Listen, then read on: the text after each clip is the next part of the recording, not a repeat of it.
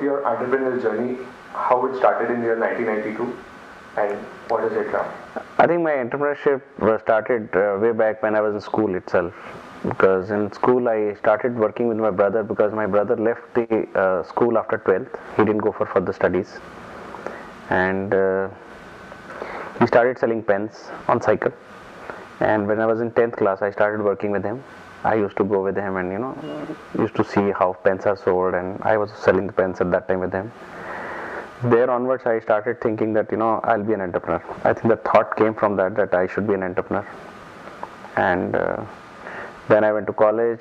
I kept working with him. That's why I was not interested in studies, and I thought that I cannot learn things because like physics and history, I always thought that I cannot learn these subjects, but today I don't think that way. And from pens you moved into cable accessories. What was the thought process then? Actually, when I was in I was working with my brother after leaving the college. So I was at that time I had few I will not call it a vision, I had dreams that I will get into manufacturing and I'll create a brand in pen line. So I kept a brand of Su-Kam in college itself, that I'll be using this brand for pens. Okay. But this it didn't happen to me. So I worked with my brother after college, worked with him for two years, and then I realized that my thought and his thought is very different. So I thought, okay, let me leave it. So after working with 2.5 years with him, I left and I started doing a job. And simultaneously I started doing the LLB also at that time, because I wanted to do LLB actually from my heart. In the evening I joined LLB and in the morning I joined the job. I did a job for 2.5 years again, first and the last job. And I was never interviewed in my life actually. Job was also offered by one of my friends. He said, oh, okay, what are you doing? I said, nothing. He said, come, you join this company. He was working in that company, and that company was very small at that time. He said, tomorrow onwards you come and join it. So I joined it. What was your profile there, sir? Profile was very simple, sales profile, and you have to go and sell the product, and there were hardly any brands at that time and hardly any products in those ranges. So it was a very easy profile.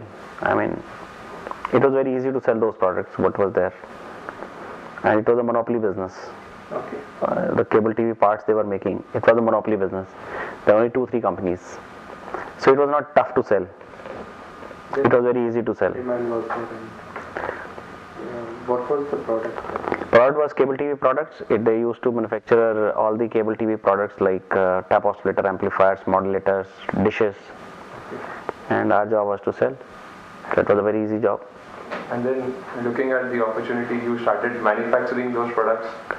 No, initially I worked with that company, and I always wanted to be an entrepreneur. Now I was very clear from the school, college, that I want to be an entrepreneur.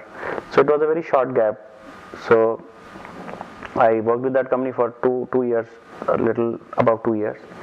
And in my pursuit to become an entrepreneur, I left them at a very premature stage, and I started my own, which was a wrong decision at that time because I didn't know anything about technical. Yeah, but being from a law graduate, you must be facing a lot of problems entering into the technical business. How was your journey then? So that's what I'm saying, that till the time I didn't do that, enter into that, I did realize that where I'm entering into. In fact, I realized after that it's a wrong decision to get into a business which I don't understand even. I was a very novice guy and I didn't know anything technical at all. Till that time, my technical knowledge was very limited. Or rather, I'll say that there was no knowledge at all.